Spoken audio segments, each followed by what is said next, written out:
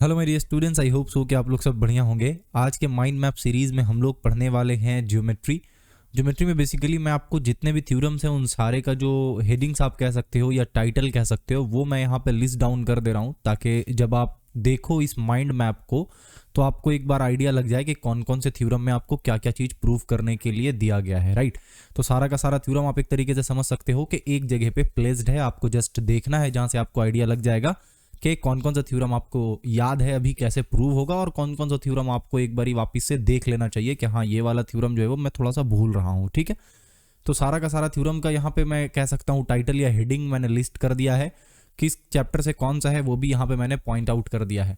अब ध्यान रखना कि आप एग्ज़ाम देने वाले हो 2022 में, तो यहाँ पे कुछ थ्योरम्स ऐसे भी होंगे जो शायद एग्जाम में नहीं आ रहे हैं, जो कि आपको पहले से ही पता है। जो मैंने आपको मैथ का मार्क्स डिस्ट्रीब्यूशन वाला वीडियो बनाया था वहाँ पे मैंने एक्सप्लेन किया था कि कौन से चैप्टर्स आ रहे हैं और कौन से नहीं आ रहे हैं। ठीक है, तो आपको ऑलरेडी पता होगा। बाय द वे यहाँ पे कंस्ट्रक्शन को भी मैंने इंक्लूड किया है। कंस्ट्रक्शन को इंक्लूड करने का इसलिए यहाँ पे मतलब था कि ज्योमेट्री था तो ज्योमेट्री में सारा कुछ को इंक्लूड करना था, दैट्स वाई मैंने वो कंस्ट्रक्शंस भी इंक्लूड कर दिए हैं जो कि आपके लिए इंपॉर्टेंट है। ओके, बढ़िया। तो स्टार्ट करते हैं हम लोग सबसे स्टार्टिंग से। सबसे पहला चैप्टर है आपका theorem related to circle. Okay, theorem related to circle. अब थ्योरम रिलेटेड टू सर्कल से दो थ्योरम है। एक बात और ध्यान दें कि कहीं कहीं पे आपका इस तरीके से लिखा रहेगा कि नॉट इंक्लूडेड इन एवेल्युएशन, इस तरीके से। ओके, या फिर this theorem this proof is not included in evaluation, इस तरीके से अगर लिखा रहा मतलब कि वो आपका थ्योरम एग्जाम में डायरेक्टली नहीं पूछा जाएगा, बट हो सकता है उस थ्योरम का कॉन्सेप्ट यूज हो आपका एप्लीकेशंस में। ओके, जिसको राइडर वगैरह भी कहते हैं। थ्योरम 31 में ये बोला गया है कि सिर्फ और सिर्फ एक ही सर्कल ड्रॉ हो सकता है 3 नॉन कोलिनियर पॉइंट से।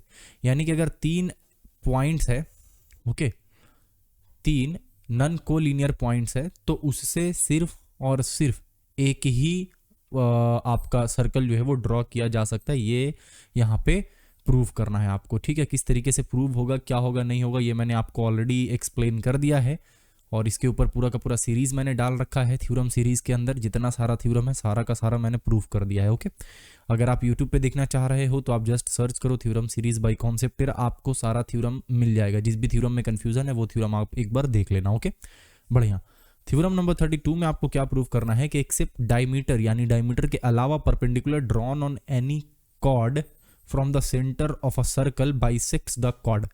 कहने का मतलब ये है कि अगर इस तरीके से एक सर्कल है और ये मेरा सेंटर है, ये मेरा कॉर्ड है, तो कॉर्ड एक्सेप्ट डायमीटर, यानी कि डायमीटर भी एक कॉर्ड है, लेकिन वो एक स्पेशल केस है जहाँ पे सबसे लार्जेस्ट जो कॉर्ड पॉसिबल हो सकता है एक सर्कल में वो डायमीटर होता है। तो डायमीटर के अलावा कोई भी कॉर्ड के ऊपर अगर हम लोग सेंटर से परपेंडिकुलर ड्रॉ कर दें तो वो कॉर्ड 2 इक्वल हिस्से में बढ़ जाएगा, यानी ये वाला हिस्सा और ये वाला हिस्सा दोनों एग्जैक्टली सेम होगा। ये आपको प्रूव करना है, बहुत ही इजीली आप इसको प्रूव करोगे ट्रायंगल का कॉन्सेप्ट लगाकर। ओके, बढ़िया। उसके बाद आगे आप चैप्टर में बढ़ोगे, दूसरा आपका चैप्टर आएगा जिसमें आपका theorems related two angles in a circle है, यानी यहाँ पे भी सर्कल है लेकिन यहाँ पे सर्कल के एंगल के बारे में बात होगा। थ्योरम 34 में क्या है वो देख लेते हैं। The front angle formed at the centre of a circle by an arc is double of the angle formed by the same arc at any point on the circle। कहना ये चाह रहा है कि अगर एक सर्कल है और वो सर्कल एक आर्क का मतलब आप समझ लो कि सर्कल का कोई भी हिस्सा इस तरीके से, ये जो हिस्सा दिख रहा है आपको ये आर्क कहलाता है। इस आर्क के ऊपर अगर 2 एंगल्स बन रहा है, एक एंगल सेंटर में और दूसरा एंगल किसी भी जगह पे, यानी सर्क्यूमफेरेंस में कहीं पे भी अगर दूसरा एंगल बन रहा है, यानी कि सर्कल के बाउंड्री पे कहीं पे भी दूसरा एंगल बन रहा है और उसी आर्क के ऊपर एक एंगल सेंटर में बन रहा है, तो सेंटर वाला जो एंगल होगा वो डबल होगा जो आर्क पे जो आपका सर्क्यूमफेरेंस पे एंगल बन रहा है उसका। दैट्स इट, ये आपको प्रूफ करना है। 3 से 4 आपको अलग अलग डायग्राम्स दिया रहेगा, यानी कि आपको डायग्राम्स मिलेगा बुक में। अलग अलग कंडीशंस हो सकता है ना, हो सकता है कि एक बार ऐसा सर्कल ड्रॉ हो कि यहाँ पे बन रहा है और दूसरा यहाँ बन रहा है, ऐसा हो सकता है कि दूसरा यहाँ बन रहा है।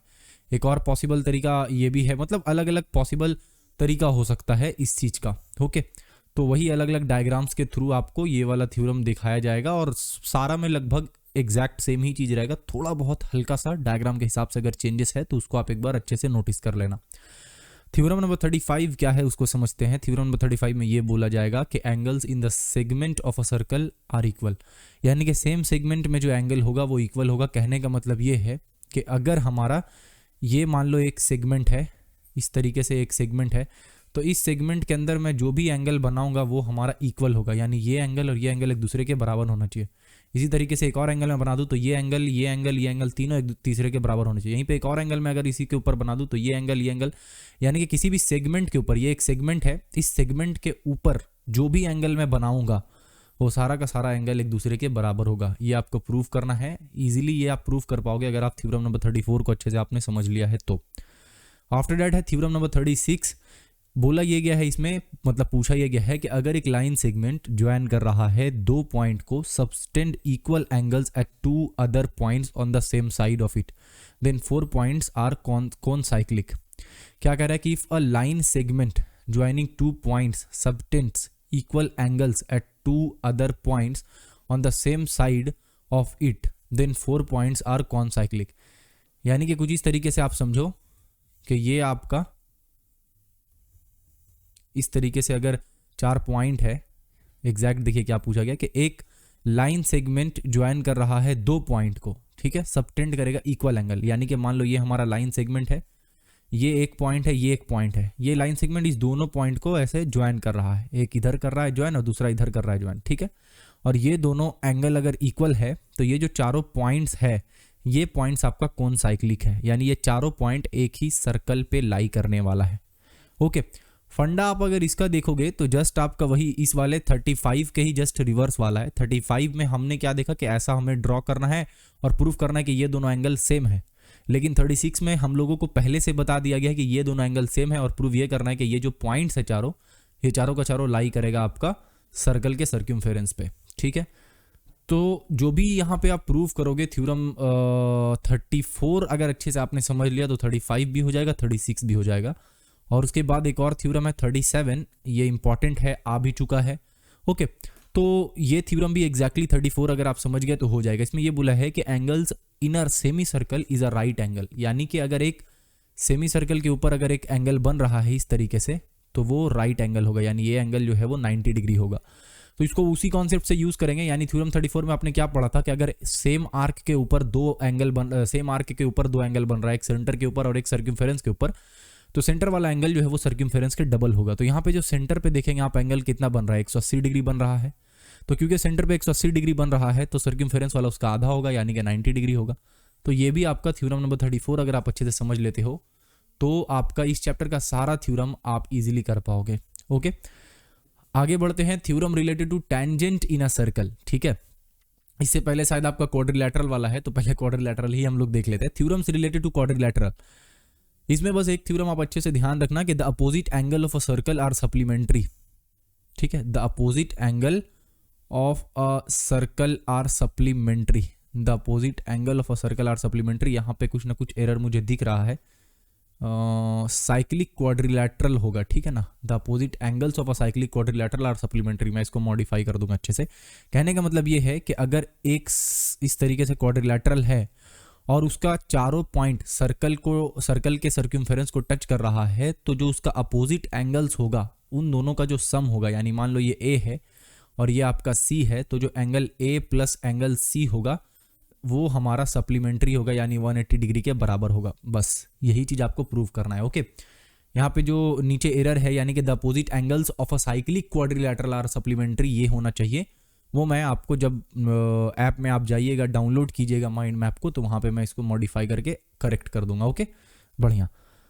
बाय द वे, नेक्स्ट आपका चैप्टर है theorem related to tangent to a circle. इसमें थ्योरम 40 है, जिसमें बोला गया है कि the tangent to a circle is perpendicular to radius, यानी कि टेंजेंट जो होगा सर्कल का वो बेसिकली रेडियस के ऊपर परपेंडिकुलर होगा। यानी इस तरीके से अगर एक सर्कल है और यहाँ से कोई टेंजेंट ऐसे ड्रॉ हो रहा है, तो हम अगर उस टेंजेंट को एक पॉइंट पे टच कर रहा होगा सर्कल को, उस पॉइंट को अगर ज्वाइन कर दें सर्कल के सेंटर से, तो फिर वो जो रेडियस फॉर्म होगा वो रेडियस इस टेंजेंट पे परपेंडिकुलर होगा, 90 डिग्री बनाएगा।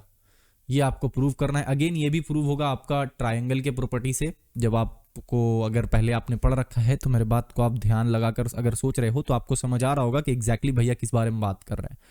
ओके, नेक्स्ट आपका थ्योरम है थ्योरम नंबर 41। इसमें आपका पूछा गया है कि अगर दो टेंजेंट ड्रॉ हो रहा है सेम ही पॉइंट से, तो ये आप बताइए कि जो लाइन सेगमेंट उस पॉइंट को ज्वाइन कर रहा है, ठीक है ना, और एक्सटीरियर पॉइंट को ज्वाइन कर रहा है, वो इक्वल होगा, ये पहला कंडीशन। और दोनों का दोनों जो एंगल सेंटर पे बना रहा होगा वो भी क्या होगा, सेम होगा, ठीक है, बढ़िया।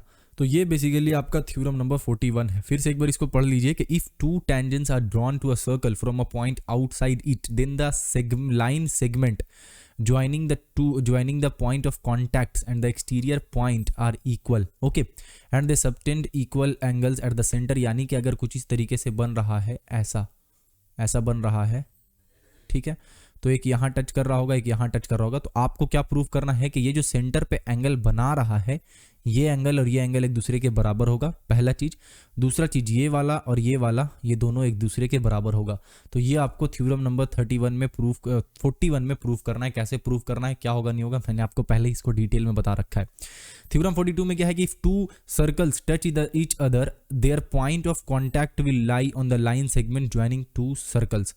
यानी कि अगर दो सर्कल एक दूसरे को टच कर रहा है, अच्छे से समझिए, if two circles touch each other, their point of contacts will lie on line segment joining two circle. यानी अगर दो सर्कल एक दूसरे को टच कर रहा है तो उसका जो पॉइंट ऑफ कॉन्टैक्ट होगा वो उस लाइन पे लाई करेगा जो कि इन दोनों को क्या कर रहा हो, टच करते हुए जा रहा हो। दैट्स इट, यही आपका बोला गया यहाँ पे। तो if two circles touches each other, there points of contact will lie on line segment. यानी कि जो पॉइंट ऑफ कॉन्टैक्ट है वो इसी लाइन पे लाई करेगा, ठीक है। एक बार और देख लेते हैं कि if to circles touch each other, then their point of contact will lie on line segment joining two circles।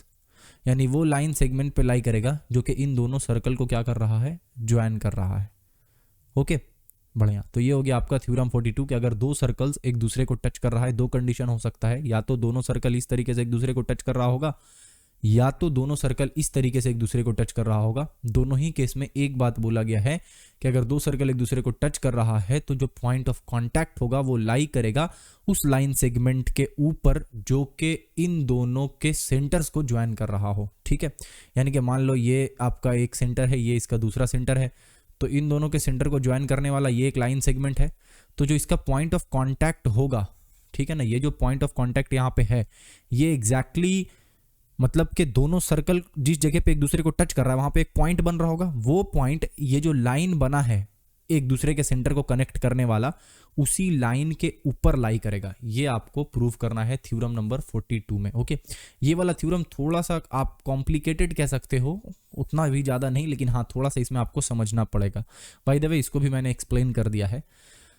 अच्छा, most important question, most important theorem जो कि शायद इस बार नहीं है, वो क्या है आपका पाइथागोरस थ्योरम। अब पाइथागोरस थ्योरम जो है वो आपको याद रखना है, ये हर जगह पे काम आएगा, सिर्फ अभी ही नहीं, आपने 9th में भी कहीं ना कहीं पे यूज़ किया होगा, 10th में भी कहीं ना कहीं पे यूज़ किया होगा, आगे भी आप चलकर इसको यूज़ करने वाले हो। ओके, तो भाई द वे ये तो हम लोगों के ज़बान पे ही आराम से रहता है कि भाई जो हाइपोटेन्यूज का स्क्वायर होगा वो बराबर होगा परपेंडिकुलर के स्क्वायर और बेस के स्क्वायर के। ये जो कंडीशन है ये सारा राइट एंगल ट्रायंगल के लिए है, तो जस्ट यही चीज़ इसमें आपको प्रूव करना है, ठीक है, पाइथागोरस थ्योरम में।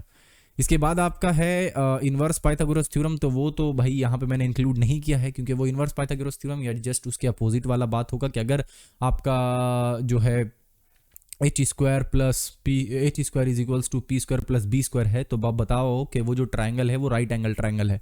इस तरीके से भी क्वेश्चन जो है वो पूछा जा सकता है पाइथागोरस थ्योरम के अंदर। आपको एक बार कंफर्म कर लेना है, मे बी कि ये चैप्टर आपका 2022 में नहीं आ रहा है, एक बार अच्छे से आप इसको वेरीफाई कर लेना। ओके, नेक्स्ट है आपका सिमिलैरिटी में आप देखोगे थ्योरम 48 है, इसमें ये बोला गया है कि अगर any right angle triangle is drawn from right angular point on hypotenuse, then prove that the two triangles on both sides of this perpendicular are similar and each of them is similar to the original triangle। ये भी complicated है, इसको भी आपको अच्छे से देखना है। ये थ्योरम में एग्जैक्टली करना क्या है ये आपको थोड़ा सा समझिए। यहाँ पे एक हमारा राइट एंगल ट्राइंगल हमने ड्रॉ किया जिसका राइट एंगल जो है वो इस जगह पे है, यानी कि ये वाला एंगल 90 डिग्री है, ठीक है। तो अब इस वाले एंगल के ऊपर हम लोग क्या करेंगे, एक परपेंडिकुलर ड्रॉ कर देंगे इस हाइपोटेन्यूज के ऊपर, तो हमें क्या मिलेगा, दो और राइट एंगल ट्राइंगल मिलेगा। इस थ्योरम में यानी थ्योरम 48 में आपको ये प्रूव करना है कि ये जो ट्राइंगल दिख रहा है और ये जो ट्राइंगल दिख रहा है ये दोनों एक दूसरे के सिमिलर है, ठीक है। और जो बड़ा वाला ट्राइंगल आपको बाहर में दिख रहा है ये भी एक दूसरे के, यानी ये भी इन दोनों के सिमिलर है, यानी तीनों एक दूसरे एक तीसरे के सिमिलर है। ये आपको प्रूव करना है। कैसे प्रूव होगा भैया? तो इसके लिए भी मैंने वीडियो ऑलरेडी डाल रखा है डिटेल में, आप आराम से उसको देख सकते हो और देखकर समझ सकते हो कि कैसे प्रूव होगा ये।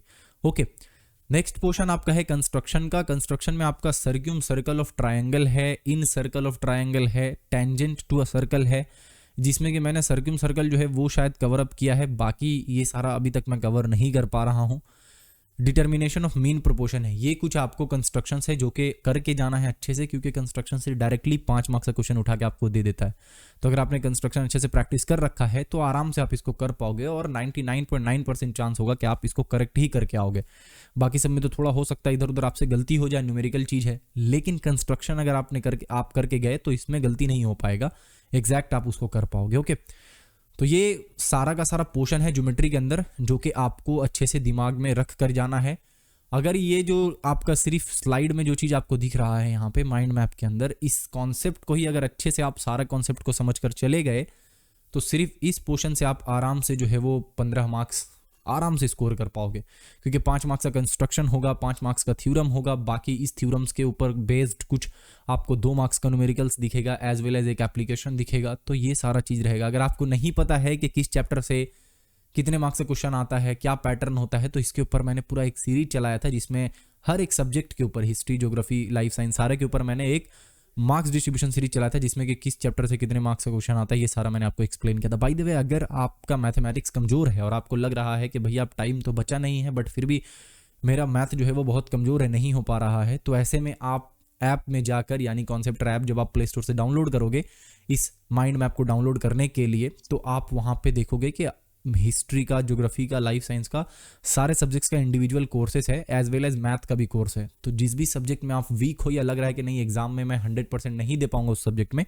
आप उस सब्जेक्ट के कोर्स को जरूर इनरोल करें। मैं गारंटी देता हूं कि इंप्रूवमेंट आपका आएगा ही आएगा। अगर आपका वीक है तो उसमें जरूर इंप्रूवमेंट आएगा। Okay, bye the way, I hope कि ये वीडियो आपके लिए हेल्पफुल हो। मिलते हैं इसी के साथ नेक्स्ट वीडियो में, तब तक के लिए अपना ढेर सारा ख्याल रखें। Thank you.